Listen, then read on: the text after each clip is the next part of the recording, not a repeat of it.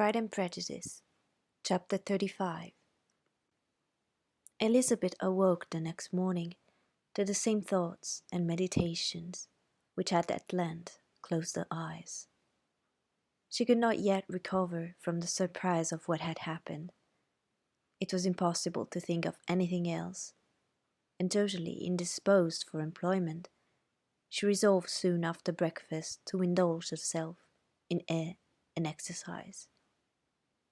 She was proceeding directly to her favourite walk, when the recollection of Mr. Darcy's sometimes coming there stopped her, and instead of entering the park, she turned up the lane which led her farther from the turnpike road.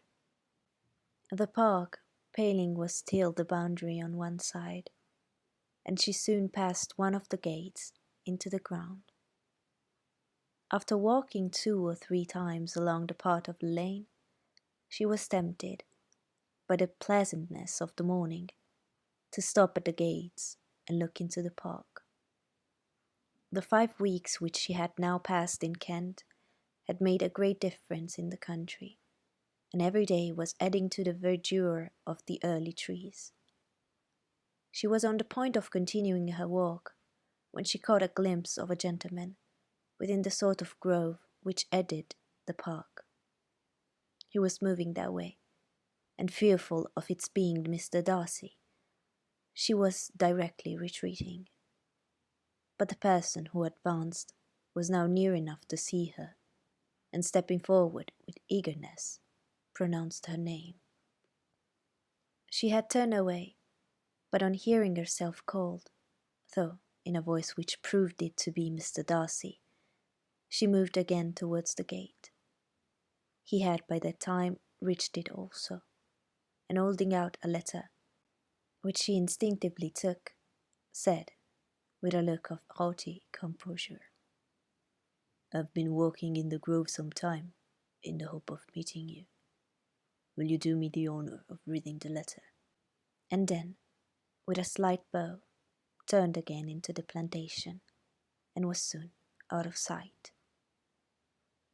With no expectation of pleasure, but with the strongest curiosity, Elizabeth opened the letter, and to her still increasing wonder, perceived an envelope containing 2 sheets of letter paper, written quite through, in a very close hand.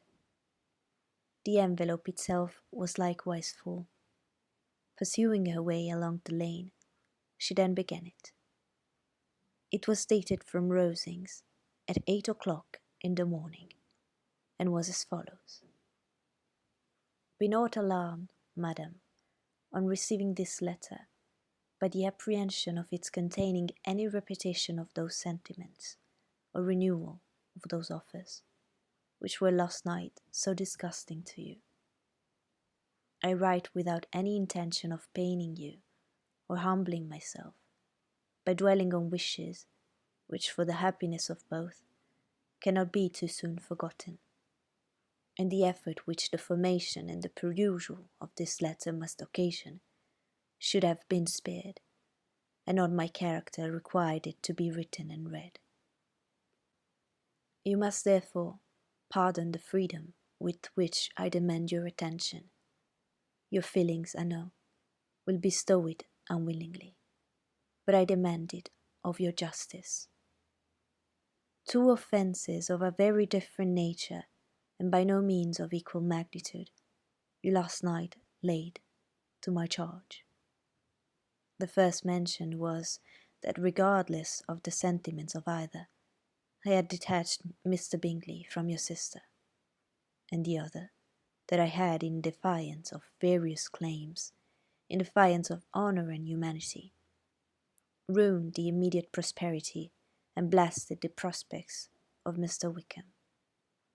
Wilfully and wantonly to have thrown off the companion of my youth, the acknowledged favourite of my father, a young man who had scarcely any other dependence than on our patronage, and who had been brought up to expect its exertion, would be a depravity, to which the separation of 2 young persons, whose affection could be the growth of only a few weeks, could bear no comparison. But from the severity of that blame which was last night so liberally bestowed, respecting each circumstance, I should hope to be in future secured, when the following account of my actions and their motives has been read. If, in the explanation of them which is due to myself, I am under the necessity of relating feelings which may be offensive to yours, I can only say that I am sorry. The necessity must be obeyed, and further apology would be absurd. I had not been long in Hertfordshire before I saw, in common with others, that Bingley preferred your elder sister to any other young woman in the country. But it was not till the evening of the dance at Netherfield that I had any apprehension of his feeling a serious attachment. I had often seen him in love before. At that ball, while I had the honour of dancing with you, I was first made acquainted by Sir William Lucas' accidental information that Bingley's attentions to your sister had given rise to a general expectation of their marriage. He spoke of it as a certain event, of which the time alone could be undecided. From that moment, I observed my friend's behaviour attentively, and I could then perceive that his partiality for Miss Bennet was beyond what I had ever witnessed in him. Your sister I also watched. Her look and manners were open, cheerful, and engaging as ever, but without any symptom of peculiar regard, and I remain convinced, from the evening scrutiny, that though she received his attention with pleasure, she did not invite them by any participation of sentiment. If you have not been mistaken here, I must have been in an error. Your superior knowledge of your sister must make the letter probable. If it be so, if I have been misled by such error to inflict pain on her, your resentment has not been unreasonable. But I shall not scruple to assert that the serenity of your sister's countenance and air was such as might have given the most acute observer a conviction that, however amiable her temper, her heart was not so likely to be easily touched. That I was desirous of believing her indifferent is certain, but I will venture to say that my investigations and decisions are not usually influenced by my hopes or fears. I did not believe her to be indifferent because I wished it. I believed it on impartial conviction as truly as I wished it in reason. My objections to the marriage were not merely those which I last night acknowledged to have required the utmost force of passion to put aside in my own case. The want of connection could not be so great an evil to my friend as to me, but there were other causes of repugnance, causes which, though still existing, and existing to an equal degree in both instances, I had myself endeavoured to forget, because they were not immediately before me. These causes might be stated, though briefly. The situation of your mother's family, though objectionable, was nothing in comparison of that total want of propriety, so frequently, so almost uniformly betrayed by herself, by your three younger sisters, and occasionally even by your father. Pardon me, it pains me to offend you, but amidst your concern for the defects of your nearest relations, and your displeasure at this representation of them, let it give you consolation to consider that to have conducted yourselves so as to avoid any share of the like censure in its praise, no less generally bestowed on you and your eldest sister, than it is honourable to the sense and disposition of both. I will only say, Father, that from what passed that evening, my opinion of all parties was confirmed, and every inducement heightened. which could have led me before to preserve my friend from what I esteemed a most unhappy connection. He left Netherfield for London on the day following, as you, am certain, remember, with the design of soon returning. The part which I acted is now to be explained.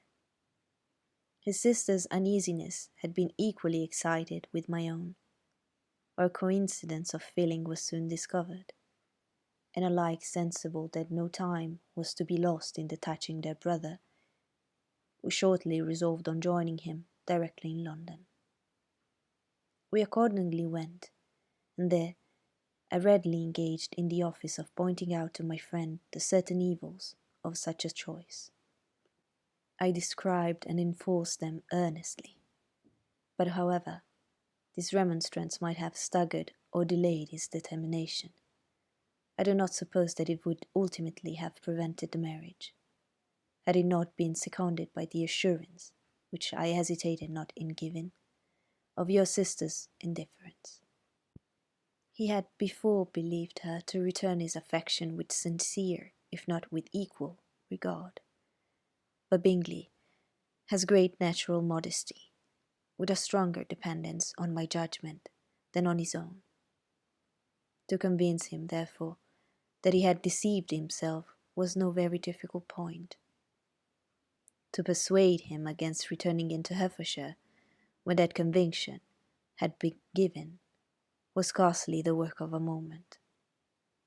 I cannot blame myself for having done thus much. There is but one part of my conduct in the whole affair on which I do not reflect with satisfaction. It is that I condescended to adopt the measures of art, so far as to conceal from him your sister's being in town. I knew it myself, as it was known to Miss Bingley, but her brother is even yet ignorant of it. That they might have met without ill consequence is, perhaps, probable, but his regard did not appear to me enough extinguished for him to see her without some danger. Perhaps this concealment, this disguise, was beneath me. It is done, however, and it was done for the best. On this subject I have nothing more to say, no other apology to offer. If I have wounded your sister's feelings, it was unknowingly done, and though the motives which govern me may to you very natural appear insufficient, I have not yet learned to condemn them. With respect to that other, more weighty accusation of having injured Mr. Wickham, I can only refute it by laying before you the whole of his connection with my family. Of what he has particularly accused me of, I am ignorant, but of the truth of what I shall relate, I can summon more than one witness of undoubted veracity. Mr. Wickham is the son of a very respectable man, who had for many years the management of all the Pemberley estates, and whose good conduct in the discharge of his trust naturally inclined my father to be of his service to him. And on George Wickham, who was his godson, his kindness was therefore liberally bestowed. My father supported him at school, and afterwards at Cambridge, most important assistance, as his own father, always poor from the extravagance of his wife, would have been unable to give him a gentleman's education. My father was not only fond of this young man's society, whose manners were always engaging, he had also the highest opinion of him, and hoping the church would be his profession, intended to provide for him in it. As for myself, it is many, many years since I first began to think of him in a very different manner. The vicious propensities, the want of principle, which he was careful to guard from the knowledge of his best friend, could not escape the observation of a young man of nearly the same age with himself, who had opportunities of seeing him in unguarded moments, which Mr. Darcy could not have. Here, again, I shall give you pain. To what degree you can only tell. But whatever may be the sentiments which Mr. Wickham has created, a suspicion of the nature should not prevent me from unfolding his real character. It adds even another motive. My excellent father died about 5 years ago, and his attachment to Mr. Wickham was to the last so steady that in his will he particularly recommended it to me to promote his advancement in the best manner that his profession might allow. And if he took orders, desired that a valuable family living might be his as soon as it became vacant. There was also a legacy of £1,000. His own father did not long survive mine, and within half a year from these events, Mr. Wickham wrote to inform me that, having finally resolved against taking orders, he hoped I should not think it unreasonable for him to expect some more immediate pecuniary advantage in lieu of the preferment by which he could not be benefited. He had some intention, he added, of studying the law, and I must be aware that the interest of £1,000 would be a very insufficient support therein. I rather wished than believed him to be sincere, but at any rate was perfectly ready to accede to his proposal. I knew that Mr. Wickham ought not to be a clergyman. The business was therefore soon settled. He resigned all claim to assistance in the church, were it possible that he could ever be in a situation to receive it, and accept in return £3,000. All connection between us seemed now dissolved. I thought too ill of him to invite him to Pemberley, or admit his society in town. In town, I believe, he chiefly lived, but his studying the law was a mere pretence, and being now free from all restraint, his life was a life of idleness and dissipation. For about 3 years I heard little of him, but on the decease of the incumbent of a living which had been designed for him, he applied to me again by letter for the presentation. His circumstances, he assured me, and I had no difficulty in believing it, were exceedingly bad. He had found the law a most unprofitable study, and was now absolutely resolved on being ordained, if I would present him to the living in question, of which he trusted there could be a little doubt, as he was well assured that I had no other person to provide for, and I could not have forgotten my revered father's intentions. You will hardly blame me for refusing to comply with this entreaty, or for resisting every repetition of it. His resentment was in proportion to the distress of his circumstances, and it was doubtless as violent in his abuse of me to others as in his reproaches to myself. After this period, every appearance of acquaintance was dropped. How he lived, I know not, but last summer he was again most painfully obtruded on my notice. I must now mention a circumstance which I would wish to forget myself, and which no obligation less than the present should induce me to unfold to any human being. Having said thus much, I feel no doubt of your secrecy. My sister, who is more than 10 years my junior, was left to the guardianship of my mother's nephew, Colonel Fitzwilliam, and myself. About a year ago, she was taken from school and an establishment formed for her in London, and last summer she went with the lady who presided over it to Ramsgate, and thither also went Mr. Wickham, undoubtedly by design, for there proved to have been a prior acquaintance between him and Mrs. Yunge, in whose character we were most unhappily deceived, and by her connivance and aid he so far recommended himself to Georgiana, whose affectionate heart retained a strong impression of his kindness to her as a child, that she was persuaded to believe herself in love, and to consent to an elopement. She was then but 15, which must be her excuse, and after starting her imprudence, I am happy to add that I owed the knowledge of it to herself.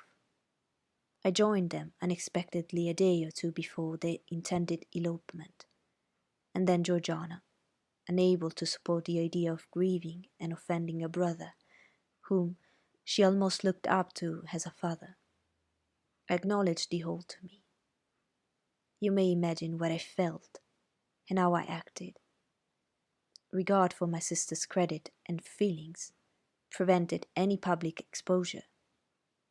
But I wrote to Mr. Wickham, who left the place immediately, and Mrs. Yunge was of course removed from her charge. Mr. Wickham's chief object was unquestionably my sister's fortune, which is £30,000. But I cannot help supposing that the hope of revenging himself on me was a strong inducement. His revenge would have been complete indeed. This, madam, is a faithful narrative of every event in which we have been concerned together, and if you do not absolutely reject it as false, you will, I hope, acquit me henceforth of cruelty towards Mr. Wickham. I know not in what manner, under what form of falsehood he has imposed on you, but his success is not perhaps to be wondered at, ignorant as you previously were of everything concerning either. Detection could not be in your power, and suspicion certainly not in your inclination. You may possibly wonder why all this was not told you last night, but I was not then master enough of myself to know what could ought to be revealed. For the truth of everything here related, I can appeal more particularly to the testimony of Colonel Fitzwilliam, who, from our near relationship and constant intimacy, and still more as one of the executors of my father's will, has been unavoidably acquainted with every particular of these transactions. If your abhorrence of me should make my assertions valueless, you cannot be prevented by the same cause from confiding in my cousin, and that there may be the possibility of consulting him, I shall endeavour to find some opportunity of putting this letter in your hands in the course of the morning. I will only add, God bless you, Fitzwilliam Darcy.